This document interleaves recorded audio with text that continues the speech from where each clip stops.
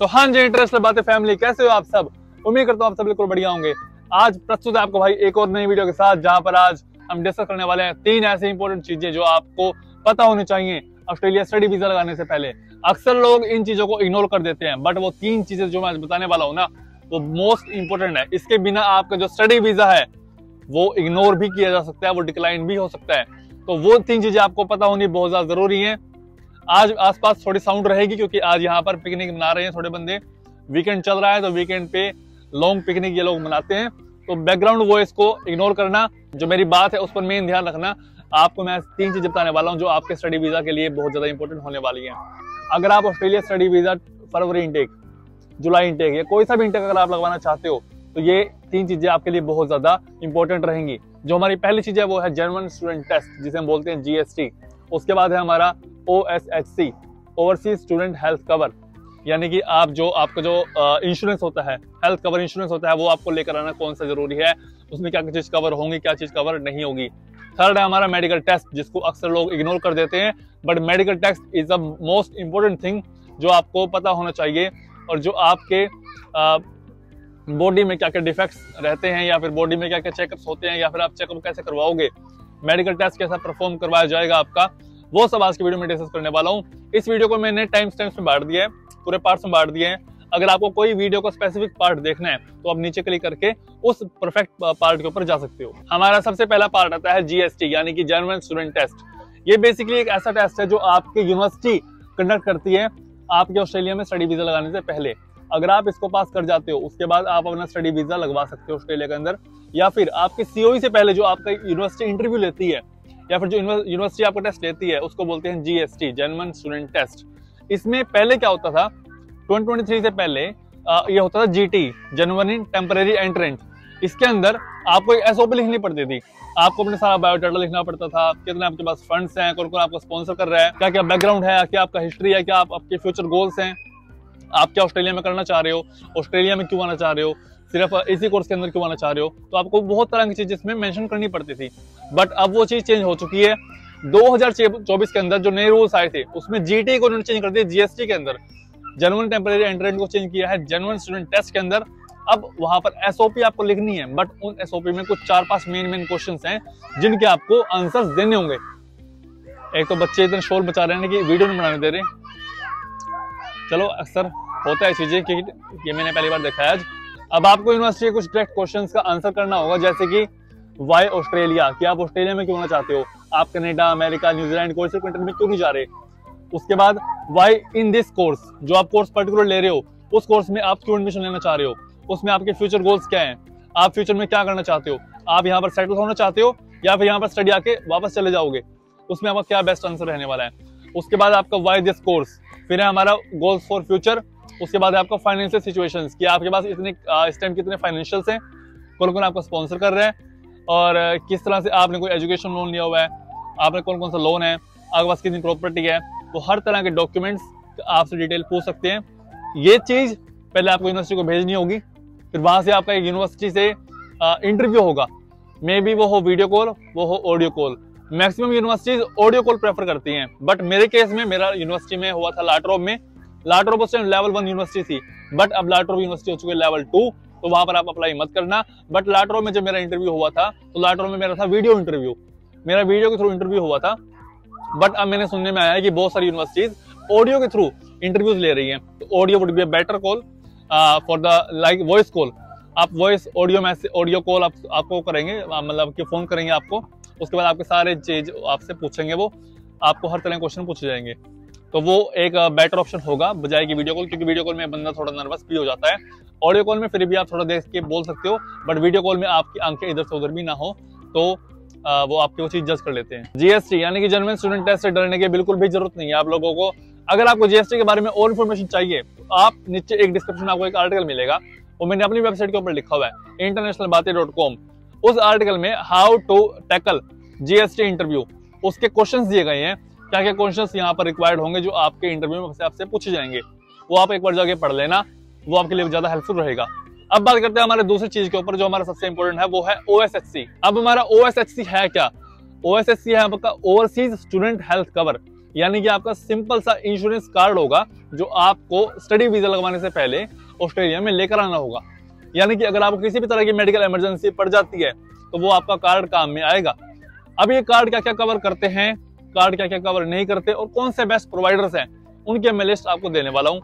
अब पहले बात करते हैं हमारे जो ये कार्ड है OSSC overseas student health cover, ये क्या क्या चीज कवर करेगा। आपकी किसी भी तरह की अपॉइंटमेंट जो आप यहाँ पर आके डॉक्टर से लोगे उसकी जो फीस होगी वो ये कवर करेगा। प्रैक्टिशनर से मिलने की जो आपकी फीस होगी वो ये कवर करेगा। कंसल्टेंट की जो फीस होगी वो ये कवर करेगा। जो मेडिसिन आप यहाँ पर आके लोगे उसकी आपको रिसिप्ट संभाल के रखनी होगी। वो रिसिप्ट को आपको ऐप में डाउनलोड करना होगा, आपके जो प्रोवाइडर होगा उसके ऐप में आपको वो रिसिप्ट इंक्लूड करनी होगी। उसके बाद आपको वहां से रिफंड मिल जाएगा, वहां से आपको मनी मिल जाएगी। अगर वो रिसिप्ट ज्यादा बड़ी हुई यानी कि ज्यादा अमाउंट की हुई फिर आपको 80 to 70% वो आपका रिफंड कर देंगे, बट मैक्सिमम केसेस में 100% वो रिफंड कर देते हैं। जब मुझे पिछले हफ्ते 2-3 हफ्ते पहले मुझे जुकाम हुआ था, यहाँ पर जुकाम और बुखार हुए थे, तो मैं लगातार 4 दिन बीमार रहा था। जितनी भी मेरी दवाइयां आई हैं वो मैंने सब अपनी रिफंड की हैं, सभी कुछ मैंने OSSC इंश्योरेंस से हेल्थ कवर से रिफंड बैक किया है। तो वो भी आपके लिए बेनिफिशियल होगा। जो आपका ये OSSC है ये चीज भी कवर कर लेता है। साथ में आपका जो है मेडिसिन कॉस्ट होगी। उसके बाद आपके जो कोविड-19 सिम्टम्स है, अगर आपको किसी भी तरह का फ्लू है या आपको कोविड-19 है, उसके कुछ थोड़े मोटे लक्षण है आपके, जैसे खांसी हो गया, बुखार हो गया, जुकाम हो गया, वो चीजें कवर कर लेगा। उसके बाद आपको प्रिस्क्रिप्शन जो आप इंडिया से लेकर आ रहे हो बनवा कर, वो सेम यहाँ पर नहीं चलेगी, क्योंकि यहाँ पर दवाइयों के नाम अलग है, सब कुछ नाम अलग है। बस आपको एक काम करना होगा छोटा सा, जो प्रिस्क्रिप्शन आप यहाँ पर लेकर आ रहे हो ना इंडिया से, उसके साथ आपने एक सोल्ट लिखवा के लेकर आए। हर मेडिसिन में एक सोल्ट होता है, सोल्ट हर जगह सेम होता है, बस मेडिसिन के नाम अलग होते हैं। जैसे इंडिया में हम बोलते हैं पैरासीटामोल, तो वहां पर यहाँ पर बोलते हैं उसको डोलो, ठीक है, पेनाडोल, ऐसा कुछ बोलते हैं उसको। मेडिसिन के नाम ऑब्वियसली डिफरेंट हो सकते हैं, बट आपके जो सोर्स हैं उनके नाम ऑब्वियसली सेम होंगे। तो आप सोर्स के नाम वहां से लिखवा कर आए। सोर्स के बेसिस के ऊपर आपको जो फार्मासिस्ट है वो आपको दवाई प्रोवाइड करवा देंगे। इंडिया और पाकिस्तान जैसे ना, यहाँ पर ऐसा कुछ नहीं होता कि आपको फ्री हैंड डॉक्टर मिल जाएंगे, कोई नुक्कड़ पे बैठा होगा डॉक्टर मिल जाएगा, वो आपको 10 रुपए की दवाई लिख के दे देगा, ऐसा कुछ नहीं है यहाँ पर। यहाँ पर स्पेसिफिकली मॉल्स होते हैं बड़े बड़े, जैसे chemist warehouse, discount chemist, वहां पर आप जाओगे, वहां पर फार्मासिस्ट होंगे और सेल्समैन होंगे, उन दोनों में डिफरेंस होता है। और मैक्सिमम केसेस के अंदर जो फार्मासिस्ट है वो व्हाइट कोट डाल के रखते हैं डॉक्टर जैसा, उनसे आप जाकर कंसल्ट कर सकते हो। छोटे मोटे चीजें वो आपको बता देंगे कि अगर आपको खांसी है, जुकाम है, बुखार है, तो आपके लिए वो आपको मेडिसिन प्रेफर कर देंगे। बट अगर आपको बड़ी बीमारी है, कोई डिसीज है, मे बी लाइक अर्थराइटिस हो गया या कोई जेनेटिक डिसीज है, ठीक है, उसके लिए आपको प्रोफेशनल की हेल्प लेनी होगी। उसके लिए तो अपने जो पर्सनल डॉक्टर है इंडिया में उससे आप कंसल्ट करो, या फिर जो यहाँ के स्पेशलाइज्ड डॉक्टर्स हैं उसको आप कंसल्ट करो। अब उसमें किस किस तरह की चीजें कवर नहीं की जाएंगी आपके OSSC के अंदर, उसके बारे में भी डिस्कस करते हैं। जो हमारी जो पहली चीज है जो उसमें कवर नहीं की जाती वो है हमारा कॉस्मेटिक सर्जरी। उसके बाद जो हमारी है डेंटल कॉस्ट। भाई डेंटल का काम बहुत ज्यादा महंगा है इधर। मेरे खुद के दांत खराब हो रखे हैं, मैं खुद इंडिया से डेंटल करवा के आया था अपना। अगर आप कंपैरिजन करोगे इंडिया का डेंटल बजाय यहाँ का डेंटल, तो यहाँ का डेंटल आपको बहुत ज्यादा महंगा पड़ेगा इन कंपैरिजन टू इंडिया, क्योंकि इंडिया की आप टिकट प्लस वहाँ का डेंटल प्लस वहाँ के सारी अदर कॉस्ट मिलाकर भी सस्ता पड़ता है यहाँ के मुकाबले। तो बेटर होगा कि अगर आप डेंटल अपना इंडिया से करवा कर आए, आप डेंटल आप अपना पाकिस्तान से करवा कर आए, ठीक है। डेंटल कॉस्ट यहाँ पर OSSC इंक्लूड नहीं करेगा। उसके बाद जो आपका फिजियोथेरेपी, फिर आपका है ऑप्टिकल विजन। आपको कोई आंख की दिक्कत है, आंख में कोई आपका लेंस चल रहे हैं या आपके कोई ट्रीटमेंट चल रहा है आपका, तो वो भी आप पहले इंडिया से करवा कर आए, या फिर बीच बीच में अपॉइंटमेंट इंडिया लेकर आप जाते रहें। तो ये थे हमारे बेसिक टर्म्स जो OSSC इंश्योरेंस कवर करेगा और कवर नहीं करेगा। अब जो हमारे बड़े बड़े प्रोवाइडर हैं, वो यहाँ के मेन 6 प्रोवाइडर हैं जो बड़े बड़े हैं, जिनका आपको इंश्योरेंस लेकर आना चाहिए। बाकी जो मेरा है वो है अलायंस केयर। पहला है हमारा अलायंस केयर, दूसरा है हमारा NIB निब, तीसरा है हमारा AHM, चौथा है हमारा BUPA बूपा, पांचवा है हमारा मेडी बैंक एंड 6th है हमारा CBHS। तो ये बड़े बड़े प्रोवाइडर्स हैं जिनका आप ऑस्ट्रेलिया में OSSC इंश्योरेंस लेकर आ सकते हो। बाकी जो आपका एजेंट होगा, जो आपकी फाइल लगवाएगा, उससे आप कंसल्ट करना, वो आपका इंश्योरेंस आपको लेकर देगा। अब जो हमारी थर्ड चीज है भाई, वो है मेडिकल टेस्ट। इसको बंदे अक्सर नजरअंदाज कर देते हैं, इसको हल्के में लेते हैं लोग।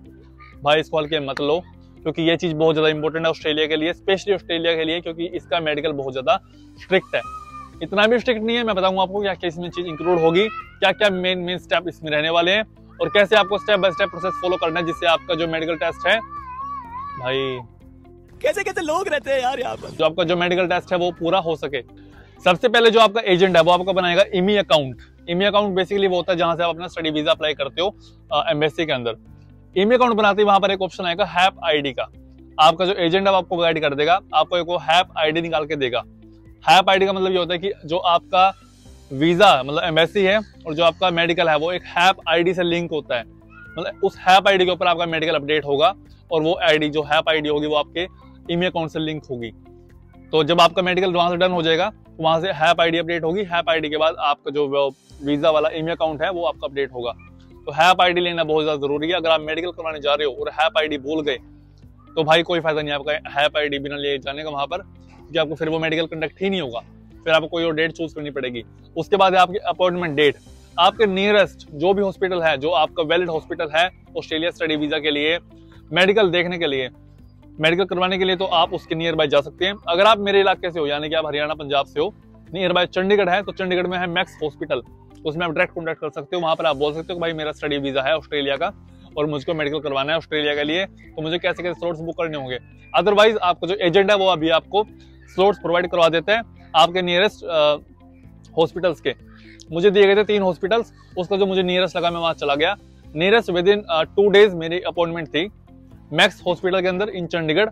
सेक्टर मुझे अभी इतना याद नहीं, 2 साल हो चुके हैं। तो वहां पर मैं गया था, वहां मेरे लगे थे 5000 इंडियन करेंसी, यानी कि आप लगा सकते हो 100 से लेकर $150। तो जैसे ही आप हॉस्पिटल के अंदर पहुंचते हो तो सबसे पहले वो आपसे पेमेंट चार्ज करेंगे। मुझसे ली थी 5000 रुपए। तो मैंने वो जैसे ही पेमेंट दी उसके बाद मुझे उन्होंने एक सेंटर में भेज दिया। वहां से मुझे एक रिसिप्ट मिली पेमेंट की। वो पेमेंट रिसिप्ट लेने के बाद मुझे एक फॉर्म भी दिया गया, वो फॉर्म भरने के लिए। वो फॉर्म मैंने कैप्स लॉक लेटर के अंदर भरा है, ठीक है। वो भी फॉर्म आपको जब मिलेगा तो आप कैप्स लॉक लेटर के अंदर भरना। उसके बाद जब आपका मेडिकल होगा, मेडिकल स्टार्ट होगा विद एक्सरे। आपका पहले चेस्ट एक्सरे होगा, उसके बाद आपका ब्लड प्रेशर होगा, फिर आपका यूरिन टेस्ट होगा, फिर आपका बॉडी वेट एंड हाइट होगी और इतना ही कुछ होता है। फिर आपकी आई साइट होगी, ठीक है। ये करवाने के बाद आपका दैट्स इट। फिर आपका यूरिन टेस्ट होने के बाद आपको बाहर भेज देंगे। इतना ज्यादा मुश्किल नहीं है, बट सबसे ज्यादा लोग गलती करते हैं वो है डॉक्यूमेंट्स के अंदर। सबसे जो इंपॉर्टेंट डॉक्यूमेंट्स हैं वो है आपकी हैप आईडी। हैप आईडी आप लेकर जाना भूलना मत बिल्कुल भी, क्योंकि हैप आईडी मोस्ट इंपोर्टेंट है। इधर योर कंट्री, अगर आप पाकिस्तान में हो तब भी, अगर आप इंडिया में हो तब भी, हैप ID is the most important document. दूसरा हमारा नेशनल आईडी। नेशनल आईडी में आपको पासपोर्ट लेके जाना होगा। आधार कार्ड पैन कार्ड लेके मत चले जाना, ठीक है। पासपोर्ट लेकर जाना। आप ऑस्ट्रेलिया काम करवाने जा रहे हो तो आपके पासपोर्ट के ऊपर डिटेल्स वहां पर अपलोड होंगी। तो आपका जो सेकंड चीज है वो है आपका पासपोर्ट। अपना पासपोर्ट जरूर लेकर जाना। उसके बाद आपको कोविड वैक्सीन सर्टिफिकेट, आपको 2 डोज लगी होनी चाहिए। अगर आपके पास कोविड वैक्सीन सर्टिफिकेट नहीं है, फिर आप अपने जो हॉस्पिटल जहां से आपकी अपॉइंटमेंट बुक हो रखी है उनको कॉन्टेक्ट करो। उनको बोल दो भाई मेरी अपॉइंटमेंट है बट मेरे पास कोविड वैक्सीन सर्टिफिकेट नहीं है, तो इस वजह से मुझे क्या करना होगा। या तो आपको ये बोलेंगे कि भाई आप अपना कोविड वैक्सीन सर्टिफिकेट लेकर आओ, उसके बाद ही आप अपने मेडिकल करवाना। फिर तो आप ये करना। अगर उन्होंने नहीं बोला कि आप ऐसे आ जाओ, फिर आपके लिए वेल एंड गुड है। तो ये थे हमारे 3 बड़े चीजें जो आपको भाई पता होनी चाहिए ऑस्ट्रेलिया में स्टडी वीजा लगवाने से पहले। हमारा स्टार्ट हुआ था जर्मन स्टूडेंट टेस्ट के साथ GST। उसके बाद हमने किया cover OSSC overseas student health cover, जो कि बहुत ज्यादा इंपॉर्टेंट है। फिर हमारा था मेडिकल टेस्ट। तो ये बेसिक 3 टर्म्स हैं, पता सबको होती हैं और सब इसको नजरअंदाज कर देते हैं। बाकी रिसर्च करने में भाई टाइम लगता है, तो इसके लिए भाई एक लाइक तो बनता है। साथ में इंटरनेशनल बातें फैमिली को बड़ा करने के लिए हमको आप सबका सपोर्ट चाहिए, जिससे हमारी ये फैमिली और बड़ी हो सके। फटाफट हम डिफरेंट चीजें इसमें ग्रो कर सके। मैं सीखूंगा, साथ साथ मैं आपको सिखाऊंगा। जो चीज मैंने अब तक एक्सपीरियंस गेन किया है वो मैं आपको सिखाने वाला हूँ, ठीक है। आप ऑस्ट्रेलिया जैसी कंट्रीज के अंदर आकर कैसे ग्रो कर सकते हो, अपना फ्यूचर कैसे डिसाइड कर सकते हो, ठीक है। किस किस तरह यहाँ पर जॉब्स है, किस किस तरह के आपके यहाँ पर हिडन चीजें आपसे छुपाई जाती हैं, क्या यहाँ पर रियलिटी है स्टूडेंट्स की, वो मैं सब कुछ डिस्कस करने वाला हूँ। तब तक खुश रहिए, सलामत रहिए। जय श्री राम।